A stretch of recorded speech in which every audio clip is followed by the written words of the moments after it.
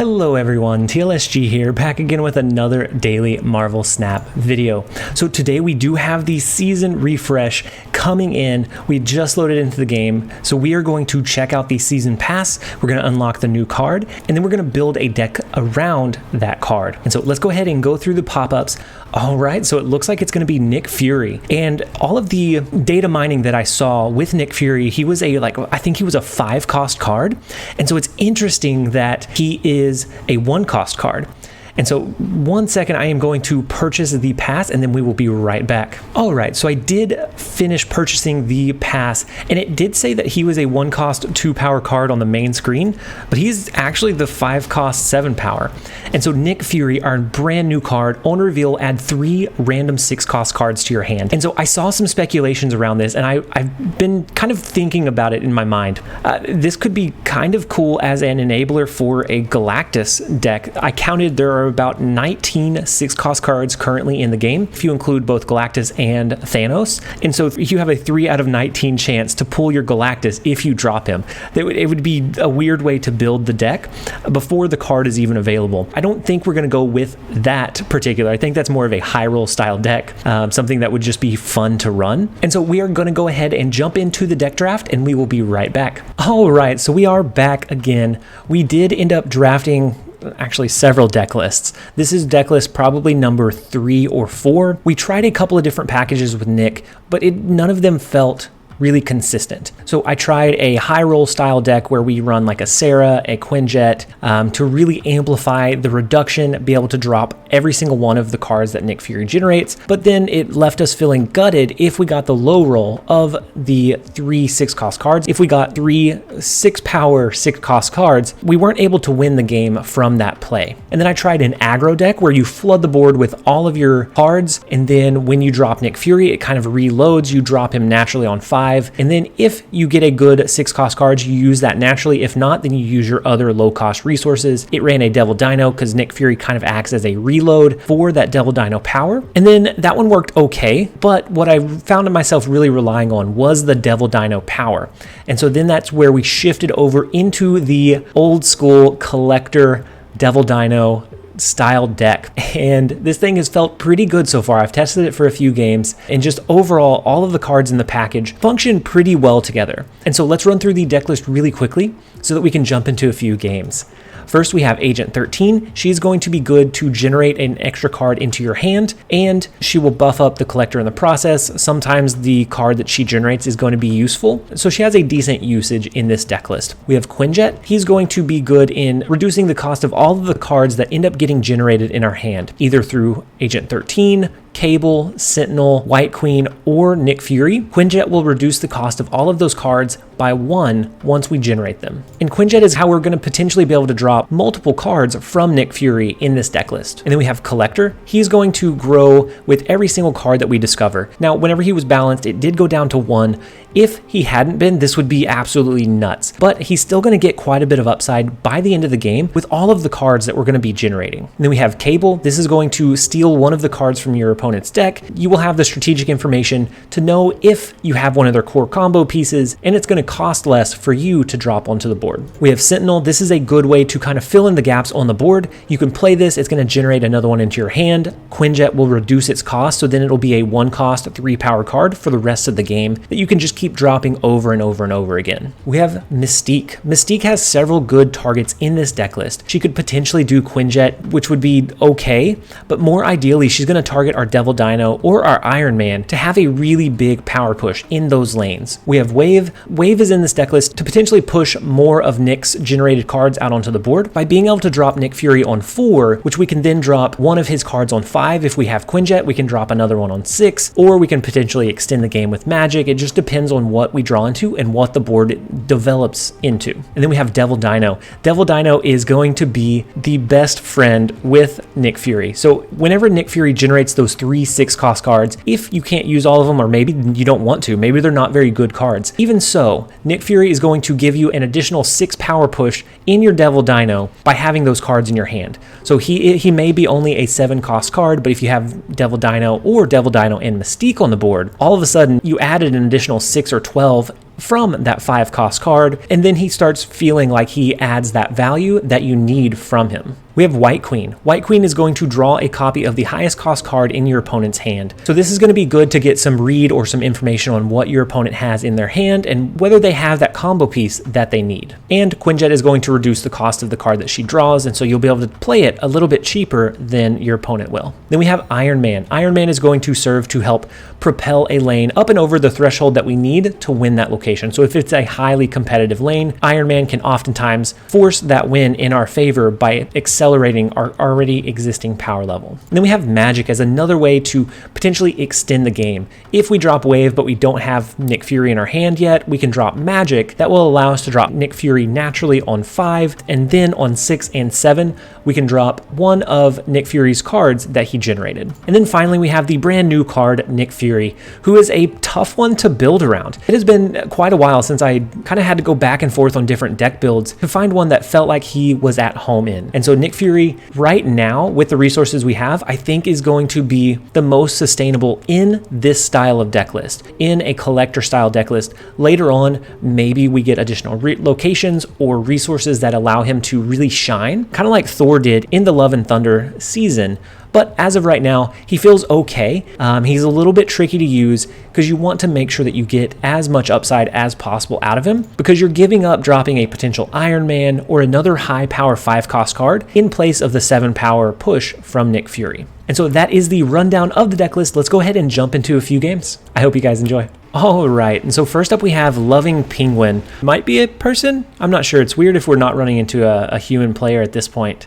With the season pass that just reset. But we are going to skip turn 1 as we prepare. No Nick Fury deck list would feel complete without the eye patch, the Nick Fury cosplay. It just wouldn't be the same without it. And so here I think we're going to go with the Sentinel into this unknown location for our turn 2 play. We don't want to drop it into Mirror Dimension because Mirror Dimension could turn into Jotunheim, which means we're going to want to kind of push power into that lane late. Rather than early. Ooh. And then Isle of Silence is a little bit tough for us as well. And so I can go with a wave into the Isle of Silence. That will give us a chance to either drop our Iron Man, if we draw into it, maybe Magic, or we can potentially draw into Nick Fury as well. They storm Jotunheim, so Dark Dimension could, or Mirror Dimension, could turn into the Flooded Lane, which it does, which is kind of tough for us.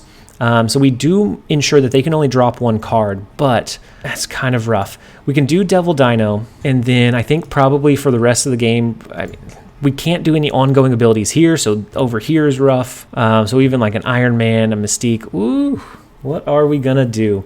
So we will go with the Devil Dino, I think in the far left lane. No, let's go ahead and go mid. We're going to go mid all the way. Ooh, so they do play a resource there, unfortunately. And it's a Spider-Woman, which is not going to be enough. So maybe they have a deck list that can go wide. I can only assume that they have a deck list that can play into multiple locations. So with the way, and they ended up retreating, but with the way Mirror Dimension works, if it copies the flooded location, it doesn't lock that down after that first turn. We can actually play there on the following turn before it gets locked down.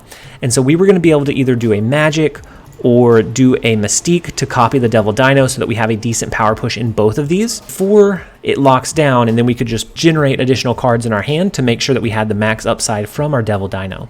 Alright, so next up we have Zoo LXR, and we do have Nick Fury and Quinjet in our starting hand, which is great. If we can draw into Wave, we can then play Nick Fury early. We can push those 6 power cards onto the board quite a bit easier. And so the first location is Jotunheim, so we avoid that location with, and then we draw into Wave. So we are going to be able to do the early Nick Fury drop into the turn 5 6 cost card and turn 6 6 cost card as well. And so it will all come down to the RNG, what he generates. Maybe we play them both. Maybe we spend 1 turn playing a Devil Dino. It just depends here. And then Lemuria actually hurts us quite a bit here because we're going to play our Wave that is actually not going to trigger on turn 4, It will trigger on turn 5. Okay, so in that case, I think we go with the collector play here. I don't think we go with wave in this game because of that, which is really, really unfortunate. So maybe we end up going with him on 5 to generate some additional cards. I think we're going to go with Devil Dino here, and I bet that they use like a Carnage to destroy their cards here. We feel pretty confident that they're not going to run a Killmonger because they have their demon out on the board already. I think the best bet here is going to push Devil Dino into this lane. That way we can start generating some power. And so they do play 2 cards in Jotunheim. I'm wondering what they end up playing. So Deadpool, okay, and a Hulkbuster, which is weird that I guess they had to guarantee that it got the trigger over there, but it's going to lose some of that upside each turn. And so maybe they do have a Killmonger that they're going to drop to kill it in this upcoming turn, but so I think we're going to go with Nick Fury in Lemuria. That is going to max out our hand. That's going to make our Devil Dino 14. They may actually wave here if they want to play their Deadpool and a Taskmaster. Actually, if they're going to destroy this, I don't think they can wave. So we are going to go with this. That's going to buff up our collector a little bit, and then we'll see what cards he generates in our hand to see what we can do. Okay, and so then he does play the Killmonger, which destroys their 6-power demon, which is huge.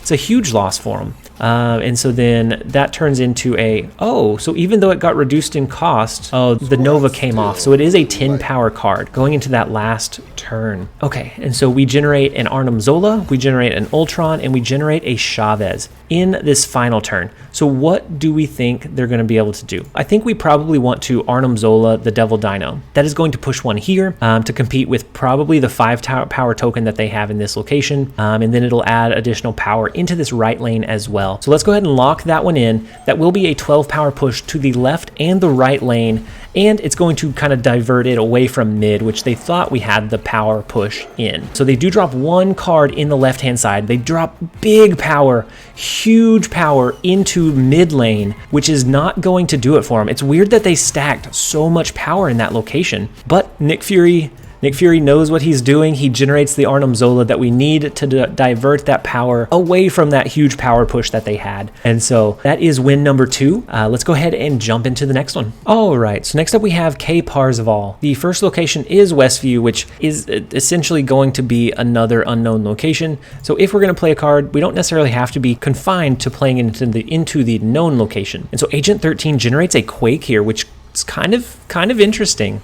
We could end up using that. And so we draw into Sentinel. We could do a wave, but then nobody's going to be able to play a card next turn. We won't get any upside out of it. So I think we're going to go with a wave into the middle location. And then depending on what these 2 locations turn out to be, maybe we drop a sneaky Quake on them. Maybe that becomes the game winner. Ooh, so the Storm location could be pretty cool. If they stack a lot of resources into the middle lane and they win it, maybe we can get some upside there. So I am going to go with the Quinjet and Sentinel into the middle location. That's going to allow us to start playing the cards that we generated. Okay, so actually I'm going to do a Quake and a Quinjet to the left-hand side. I would anticipate that they drop their resources into the flooded lane to try to win that location. We are going to push it out into one of the other lanes, and we will have resources in both. So we will get a little bit of upside there if they do invest into this middle location. So let's go ahead and lock that in. They do play 1 card into the mid, and so if it's a Juggernaut, that's actually perfect for us because it'll push the Quake out of the lane. Out of the lane into one of the other ones, and then we lock down the flooded lane. Unless they have a way to push power wide, we end up locking down the flooded location. And then they cap out Savage Land, which is huge for us. They cap out Savage Land. We go ahead and snap off of that because all we have to do is beat 7 power here. We could drop our Devil Dino here for a pretty big power push in the Monster Metropolis lane. And so Agent 13 came in absolutely clutch in being able to move their own flooded location into a different lane for us to win it. All right, so next up we have Smart as Duck. And the first location is Nidavellir, which is pretty good with an Iron Man play. And then we finally, for the first time, see our Magic. I don't think we've seen her in the first, 3 games that we've played. And so we're feeling pretty good about where we're at right now. I am going to go ahead and drop Quinjet onto the board. That is going to allow us to, if we draw into Nick Fury, maybe we actually drop Wave on 3 anyways, and then play Magic on 4. That way we can get some upside. Ooh, so this location is going to shuffle our cards back into our hand after this turn. So that becomes really kind of risky. easy. I am still going to drop the wave. I think more often than not we'll draw into at least something that's decent to drop on turn 4. And so then they drop an Adam Warlock into Nidavellir. If we drop an Iron Man there, we can really lock them down, which we do draw back into Iron Man, which I think that looks like our best play for turn 4. Let's go ahead and drop that into Nidavellir, make sure that they don't get any upside from Adam Warlock. Maybe they're running a Mr. Negative deck, maybe they just are running that as a combo piece to try to draw into the cards that they need. But we are going to be able to do the Iron Man and the secondary Iron Man with Mystique here. And so they snap. I think we're okay. It just really depends on what they have here and what they play. Maybe they change this location. Ooh, so they have an Iron Man as well. So very, very well played, sir. But we still are winning this location. So now now I am a little bit torn. I do want to drop something here to make sure that they don't get the upside and draw more cards, but at the same time I don't really want to cap this one out too early, just in case we need that information. So I'm going to go with a Mystique into this last location. We're also going to go with a Collector, so that as we start playing things like our Agent 13, our White Queen, it is going to be able to get buffed up and have more influence from the Mystiqued Iron Man. And so we go with an Iron Man over into this far right lane. What do they end up dropping in return? Because right now we don't have a huge advantage, but we do have a slight advantage in having that Iron Man in place. So we do have a Devil Dino coming in, but I think we save that. I think, do we do a White Queen and an Agent 13 here? It feels bad to cap this location out because then they will know exactly what power we have. But I think we need to do it. That is going to generate. Never mind. They didn't want to compete with the double Iron Man play. Unfortunately, Nick Fury was in our bottom 4 cards, but we had a chance to draw into him next turn. And had we been able to play him, he would have been able to buff up our Devil Dino even further. So maybe the Devil Dino would have been the play there instead of the White Queen and Agent 13. But it just depends on what we drew into next. All right, so next up we have Perfect. And we're having a hard time finding non-bot players. So typically I omit those, but we've been playing against a lot of bots.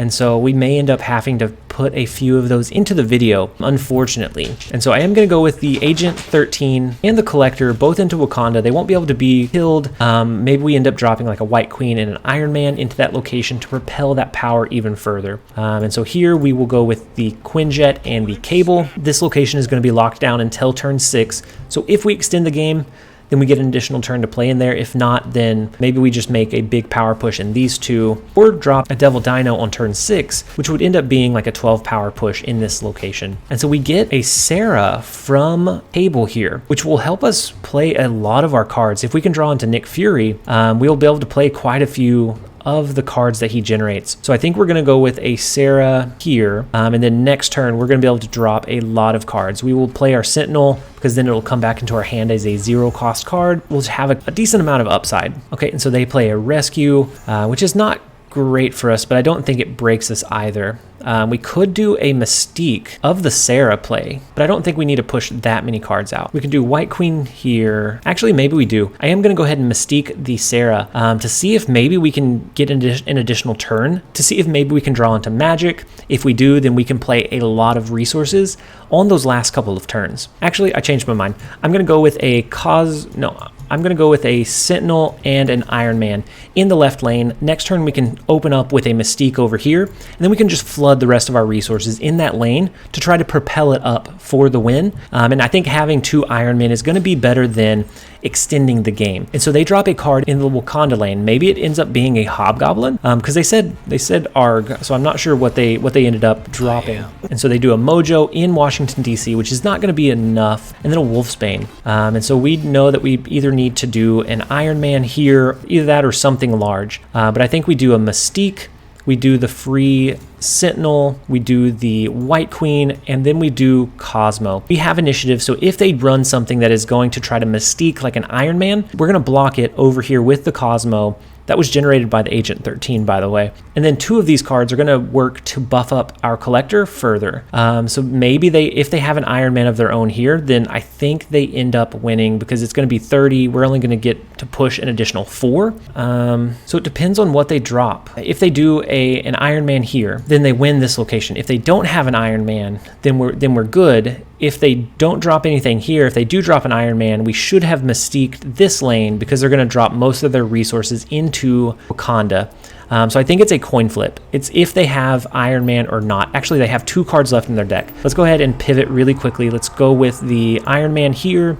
Then we go with the White Queen, the Sentinel, and the Cosmo here. That's only gonna push us to 14, and it gives them more power. Oh my gosh. And so they actually don't cap out the Washington, D.C. location. So maybe we have a chance at 14 power. Probably not, but maybe if we get lucky, we do. Oh no, they'd use White Queen, which discards it here, and it's going to resummon in Washington, D.C. So that was a really big range of emotions. With the Sentinel and White Queen, we were able to tie the Wakanda location.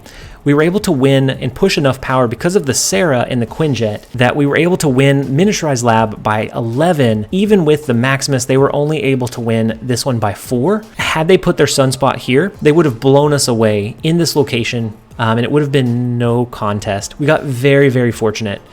Very, very lucky. All right, so next up we have a DZ. And in our starting hand, we do have Quinjet. We have Nick Fury. Maybe we can make the dream happen. We've only been able to play Nick Fury once, and the rest of the time we've been able to play him a couple times. Most of the time we've been carried by our Devil Dino and our Mystique. So I would like a game where we really lean in on the Nick Fury play. If we can draw into Wave here, that's going to be phenomenal for us. We're going to be able to play 2 of Nick's 6 cost cards. So we don't draw into Wave. I think we go with the Mystique into the Dark Dimension. When that flips, it'll copy the ongoing ability of the very last card that we play. And so Iron Man or Devil Dino are going to be perfect targets to drop on turn 5. And so then they go with an Invisible Woman. So they have 2 lanes to play their Hela cards in. Kind of scary. Very, very scary. I think do we go with Devil Dino here? Do we go with Devil Dino here? I think we push Devil Dino into the Invisible Woman lane in case that's where they end up stacking their cards to try to stack and play Hela on the last turn. There will be less space for those really high power cards that they ended up discarding. And so here, I think we ended up going with a Nick Fury here. We can do Nick Fury into the Washington, D.C. location. We're going to be competing for Washington, D.C. and the Dark Dimension. That leaves open our Iron Man lane if that's what we need to do. Let's go ahead and do Magic. That leaves us some room to kind of play around with in the vault. I do really like the idea of dropping Nick Fury this turn, but I just think it's going to be better if we extend the game by 1. And so they drop a card here. What do they end up dropping? If they end up dropping Magic as well. So they do a Nick Fury. Interesting. A Nick Fury in a like Hela discard style deck. Could be pretty cool, I think. We're going to drop Nick Fury and Agent 13 here. That way we can generate actually, let's drop Agent 13 into the Dark Dimension. And then they're going to be able to play a 6 cost card from Nick Fury this turn and next turn, unfortunately. So here we come in with our cards. We get Hulk, we get Destroyer, and we get Heimdall. Victory. A DZ. You didn't want to let us play our cards? So mean. Maybe they didn't end up drawing into what they needed. I'm not sure. So let's go ahead and jump into one more because that one doesn't feel satisfying. Let's try to get one more all the way to the end. So next up we have Ken Darren, and on the last turn we're actually going to trade hands, which is pretty unfortunate because we're going to pretty much be operating under the assumption that the entire game we're trying to build our hand size up. And so I think if we can draw into Magic, that's going to be perfect to play in Mindscape because we don't want that location around after turn 5. So we are going to drop our Collector here. We have White Queen, we have Devil Dino and Mystique, so we do have that combo piece. Ooh, we can always kind of hide some of our card generation cards here to buff up our Devil Dino and our Mystique. So we can do something like a Devil Dino next turn here on 5. That would allow us to do, actually, we can do a Mystique. We can do a Cable here, which will increase our hand size. Next turn, we can end up doing something like a Devil Dino here. And then on turn 5, we can hide Nick Fury behind the Dark Dimension. That will give us those cards after the game ends, but it will buff up our Devil Dino quite a bit. And so let's go ahead and drop our Devil Dino here. Let's see what they're kind of planning on running. So it's a Mr. Negative deck. Interesting. I wonder if they have a Magic that they're going to run that will change the Mindscape location. So if not, then we get some some decent chance at trying to draw their cards. So I am going to play Nick Fury into the Dark Dimension, and then we're going to send them some cards, but they're not incredibly great cards if this does go through, because they would have to draw into an ongoing card to be able to make use of Mystique. But maybe they top deck an inverted Iron Man, and then they can do the inverted Iron Man plus Mystique to just lock down the game, which would make me a little bit sad. But they use Jubilee, which pulls into a card in Mindscape. Maybe they were hoping for a magic, but they end up getting Wong, which was the Wong card to be pulled into. Maybe they could go with a double leader play. So it really depends on what they top deck into. So we gave them a White Queen, we gave them Mystique, Sentinel. Nothing too fantastic. I think maybe we go with, we don't want to drop, actually we could drop Ronin, right? Ronin wouldn't be terrible unless we end up doing, so Professor X is going to be better than Ronin here. I think we do a Professor X and a Wolfsbane. So they're not able to play cards into the vault as long as we can come up over them in Dark Dimension, which I think with all of these cards, we will be able to do that. Plus, we will have 7 cards in our hand after Nick Fury, 8 cards after Cable goes off. So even if maybe they extend the game now because they top decked Magic, I think we're in a really, really good spot here. So they do the White Tiger, which pushes power over into the Dark Dimension and over into the Dark Dimension, which is gonna be rough to compete with. That is a 20 power push, and I don't know that we have that actually. That's gonna be very, very close here. So we do have the Nick Fury that comes in and it gives us a Galactus and a America Chavez, the Professor X, which comes in at 14. This is gonna be 7, so what is it, 21? We are 1 short. We are 1 power short from the win there. Had their White Tiger, they top decked into White Tiger, which was great in and of itself. But had the White Tiger sent even 1 here, had it sent both here, that would have been tie in this lane. We would have won this one by more than they won Mindscape. So any combination besides stacking into the Dark Dimension with the White Tigers, we would have been able to win. So very unfortunate. But it is what it is. We did want to get a game all the way to the very end, and that is what we accomplished here. We just weren't quite able to make it happen and get that reach with the locations that popped up, unfortunately. But overall, guys, Nick Fury feels okay. He feels pretty hard to build around consistently. So in a collector Devil Dino style deck, I think we will see him ran quite a bit, at least until there are some more resources that are released that make him a little bit stronger or easier to utilize in that late game. But I hope you guys enjoyed the video. If you did, make sure to leave it a like and a comment down below. It really helps let me know that you are enjoying the content, and it helps it reach a wider audience. So as always, guys, I hope you enjoyed the video. This has been TLSG. Later, guys.